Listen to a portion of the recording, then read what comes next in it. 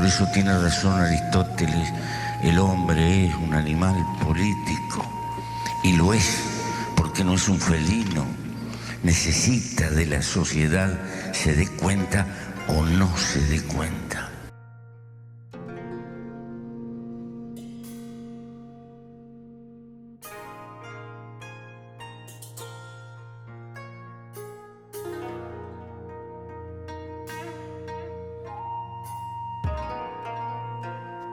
Relativa estabilidad de las relaciones entre las diferentes potencias del mundo capitalista. Estados Unidos sigue liderando e imponiendo su política agresiva de guerra de prevención o liquidación de fuerzas opositorias para ejercer el control político-militar absoluto del mundo. Una nueva etapa de auge de las luchas populares se constata en el mundo entero. El neoliberalismo impulsa una lucha contra el imperialismo. La desintegración del campo socialista como consecuencia del acoso del capitalismo durante la Guerra Fría ha incorporado a las clases trabajadores de estos países también a sufrir las consecuencias del capitalismo. Los sectores populares se alzan en protesta por sus derechos. Aprovechamiento de los partidos socialistas del malestar de las clases trabajadoras y populares contra la guerra y el neoliberalismo, utilizándolas para sus fines electorales, desviando al pueblo de sus verdaderos intereses. Pasan de ser movimientos y partidos con esencia a tomar provecho de los fenómenos sociopolíticos utilizando el poder de la comunicación. Sociedad con más conocimiento y conciencia, procesos de toma de decisiones más fortalecidos. Nacimiento de nuevos partidos y fortalecimiento de la oposición, nuevas oposiciones democráticas incluyentes. Democracias influenciadas por las redes sociales, caso Cambridge Analytica. Lucha por el poder ideológico, guerra apalancada en la religión, 11 de septiembre. Crisis asociativa, predominación del individualismo. El capital social que da valor y sentido está debilitado por el individualismo que motiva la tecnología. Explotación desmedida de los recursos naturales. Los países imperialistas, en su afán de producir y competir, acaban con los recursos naturales del planeta, arrasando con la cultura. Carencia de recursos para sobrevivir desplazamientos. Francia, con los incendios provocados en todo su territorio por jóvenes hijos de migrantes que forman la masa de desocupados, o los problemas que tiene España con el ingreso ilegal masivo de migrantes africanos que huyen de la miseria en sus países. Debilidad y falta de modernización en el sistema educativo. La educación sigue sesgada a lo que los intereses de los gobiernos están para movilizar al pueblo. Un mundo sin fronteras, intercambio, competencia y explotación de recursos. Sectores dominantes del mundo capitalista incorporan al mercado mundial hasta la más retrasada economía bajo sus reglas esclavizantes. Esto lleva a las masas populares, especialmente de Asia, África y América Latina, a la lucha por la defensa de sus intereses y por la defensa de sus recursos naturales y el medio ambiente. Cultura del empleo orientada al emprendimiento, huyendo de la esclavitud. Retos que afianzan el capitalismo y generan desgaste de los recursos, aunque algunas veces estos sean para salvar a la humanidad, se desvirtúan por el afán del dinero. Pérdida de esencia cultural, destrucción de culturas que contienen la memoria histórica tan importante para las regiones y para el apalancamiento del desarrollo. Crisis ética y de valores tradicionales, generada por los grupos sociales, una sociedad agrupada para buscar la libertad. Fragmentación institucional. Crisis en las instituciones tradicionales por el cambio y deterioro de las instituciones por falta de coherencia y corrupción. Falta de credibilidad. En la democracia aparecen nuevas formas de reacción de los partidos de derecha. Dentro de los sectores populares se enraizan los discursos nacionalistas hacia los cuales los pueblos vuelcan toda su esperanza, corrupción y manipulación. China, con sus escasísimos costos de producción y su monumental capacidad instalada, es el principal centro manufacturero y exportador del orbe.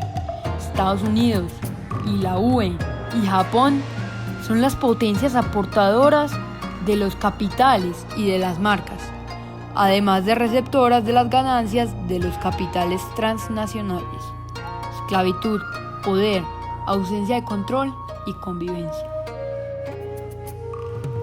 El desplazamiento de la cultura centrada en las comunicaciones del corto alcance por la cultura organizada como proceso de producción y comunicación para públicos masivos de consumidores de bienes culturales. La cultura traslada su proceso desde la esfera privada hacia la esfera pública, proceso que a su vez facilita la emergencia de nuevas formas de participación social en la cultura. La internacionalización de la cultura, procesos de campo y propios de la esfera cotidiana, simultáneamente expresado en la periferia por fenómenos de dependencia y de recepción.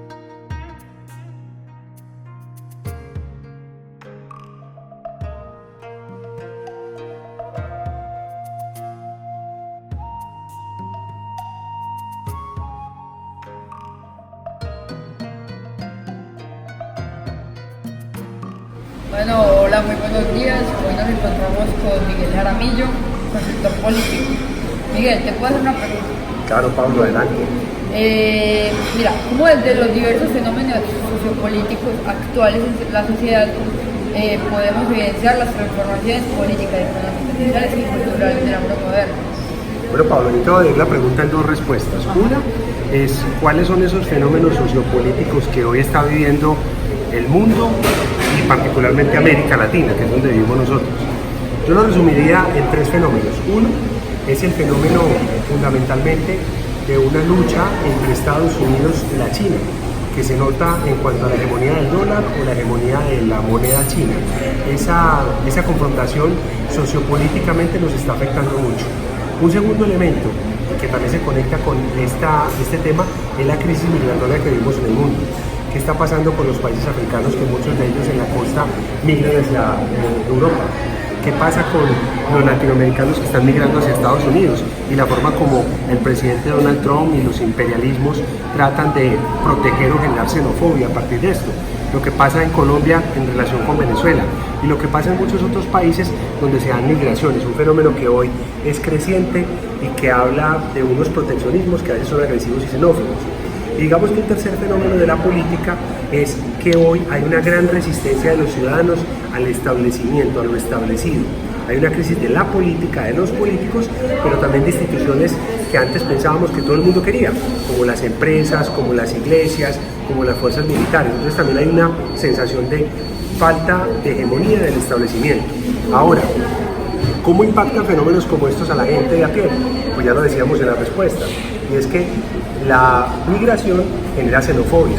Hay ciertos ejercicios políticos en países como Estados Unidos y en ciertas naciones de Europa donde los jefes de Estado proponen esquemas hegemónicos de proteccionismo excesivo, de nacionalismo excesivo, que hacen que la comunidad, la sociedad, los ciudadanos empiecen a rechazar a las personas que vienen de otros países. Eso genera xenofobia, genera discriminación, es un fenómeno que afecta al hombre, que afecta a la sociedad, que genera violencia, que genera pobreza y miseria, y es lamentable. ¿Qué pasa con el tema del yen y el dólar? Pasa que ese tipo de temas afectan la economía. ¿Por qué razón?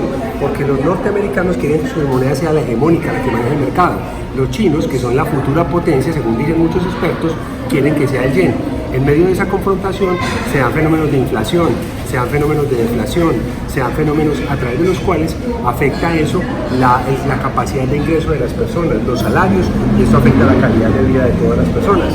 Y también digamos que complementando este asunto, todo lo que tiene que ver con la llegada de, digamos, todas estas transformaciones políticas y sociopolíticas tienen un impacto en la forma como se desarrollan hoy las relaciones entre los diversos países del planeta.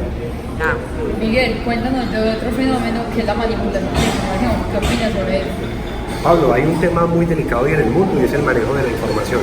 A partir de la elección en 2016 del presidente Donald Trump en Estados Unidos, se han realizado una serie de investigaciones de la forma como, a través de los teléfonos smartphones, de los celulares, hoy hay empresas o organizaciones que les interesa manipular aquella información que consumimos y que a través de toda la información que nosotros entregamos a estos celulares, pues manipulan la forma en que pensamos, afectan la democracia, influencian nuestras decisiones, y esto digamos que ha tenido su mayor detonante en lo que ocurrió con el proceso de Cambridge Analytics, un proceso, digamos, de manipulación de datos que claramente se ha visto en medio de debates en el Congreso de Estados Unidos.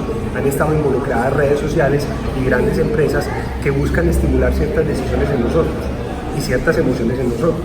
Vale la pena decir que todo dentro de la política se mueve en clave de voto a través de las emociones. La gente no vota por nada racional, la gente vota es por las emociones.